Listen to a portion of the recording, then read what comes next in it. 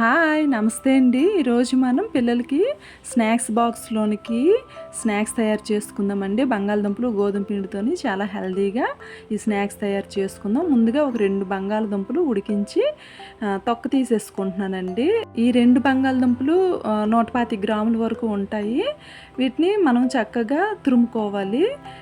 అసలు ఎక్కడ ముక్కలు ఏమీ లేకుండా చక్కగా తురిమేసుకోవాలి. ఈ 125 గ్రాముల బంగాళదుంపలకి 1/2 కిలో గోధుమ పిండి తీసుకుంటున్నానండి.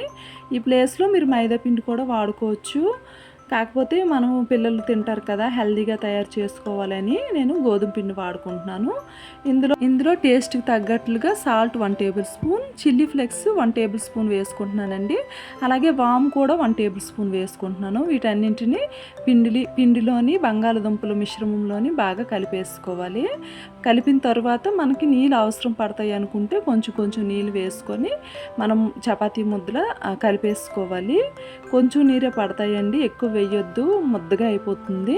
ఇలా బాగా కలిపేసిన తర్వాత ఇందులో కొంచెం ఆయిల్ అప్లై చేసుకుంటూ పిండిని బాగా కలిపేసుకోవాలి. మనం చేత్తో అలా ఒక 2-3 మినిట్స్ బాగా కలిపేసుకోవాలండి. కలిపిన తర్వాత కొంచెం ఆయిల్ అప్లై చేసేసి మూత పెట్టేసి ఒక పావు గంట సేపు అరగంట సేపు వరకు టైంని బట్టి పక్కన పెట్టేసుకోండి. ఒక అరగంట తర్వాత మనం ఒక చిన్న బౌల్ తీసుకుంటున్నానండి. అందులో 1 టేబుల్ స్పూన్ నెయ్యి వేసుకుంటున్నాను.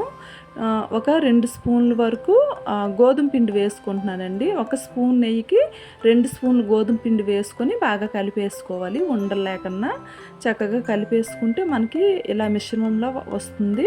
దీన్ని పక్కన పెట్టేసుకొని మనము కలిపి పెట్టుకున్న చపాతీ పిండిని తీసుకోవాలండి.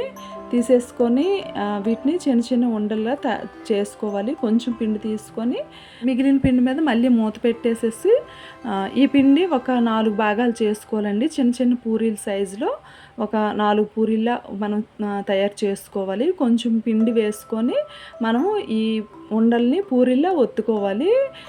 మరీ పెద్ద పూరీల్లా కాకుండా చిన్న పూరీల్లా ఒత్తేసుకొని మనం ముందు ప్రిపేర్ చేసుకొని ఉంచుకున్నాం కదా నెయ్యిని, గోధుమ పిండి మిశ్రమాన్ని అది కొంచెం మధ్యలో అప్లై చేసేసి ఒక పెద్ద చపాతీలా మనం తయారు చేసుకోవాలండి. చూడండి, చూపిస్తున్న విధంగా ఒక్కొక్క పూరీ మీద కొంచెం వేసి ఈ నెయ్యి మిశ్రమాన్ని అప్లై చేసేసుకోవాలి. మొత్తం 4 పూరీల మధ్యలో అలా పెట్టేసుకొని మనం పెద్దదిగా పామేసుకోవాలి. కొంచెం తిక్కుగానే పామేసుకోవాలి, మరీ పల్చగా పామొద్దు. కొంచెం చూడండి, ఇలా వీడియోలో చూపిస్తున్నట్లుగా మనం పామేసుకొని ఏదైనా ఒక రౌండ్ షేప్ తీసుకొని మనం అలా చక్రాల్లో కట్ చేసుకోవాలండి. నేను బాటిల్ కప్పు తీసుకొని ఇలా తయారు చేసుకున్న వాటిని పక్కన పెట్టేసుకోవాలి. ఎక్స్ట్రా పిండిని తీసేసేయాలి. మనం తయారు చేసుకున్న నెయ్యి ఆ మిశ్రమాన్ని ఈ మధ్యలో పెట్టేసి ఇలా ప్రెస్ చేయాలండి. కొంచెం అలా నొక్కితే సరిపోతుంది, లేదంటే మనం ఆయిల్లో డీప్ ఫ్రై చేసినప్పుడు ఊడిపోతుంటాయి. కాబట్టి కొంచెము అలా ప్రెస్ చేసి పక్కన పెట్టేసుకుంటే సరిపోతుంది. ఇలా 4 మడతలు వేసేసుకోవాలి. ఒక మడతలోని నెయ్యి మిశ్రమాన్ని రాసేసి మరొక మడత కూడా పెట్టేసి ఇలా ప్రెస్ చేసేసి ప్లేట్లో వేసుకొని మూత పెట్టుకోవాలండి మిగిలినవి చేసేంత వరకు, లేదంటే ఆరిపోతాయి.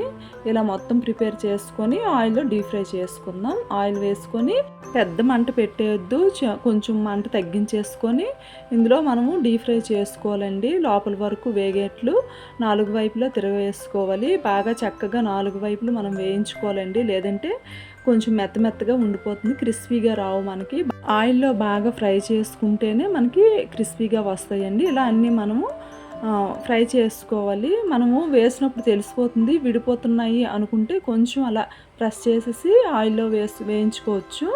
చూడండి, నాకు ఫస్ట్ 1, 2 అలా విడిపోయినట్లుగా వస్తున్నాయి, అందుకని కొంచెం ప్రెస్ చేసి ఆయిల్లో వేయించుకున్నాను. ఇలా వేయించుకొని అన్నీ తీసేసేయాలి.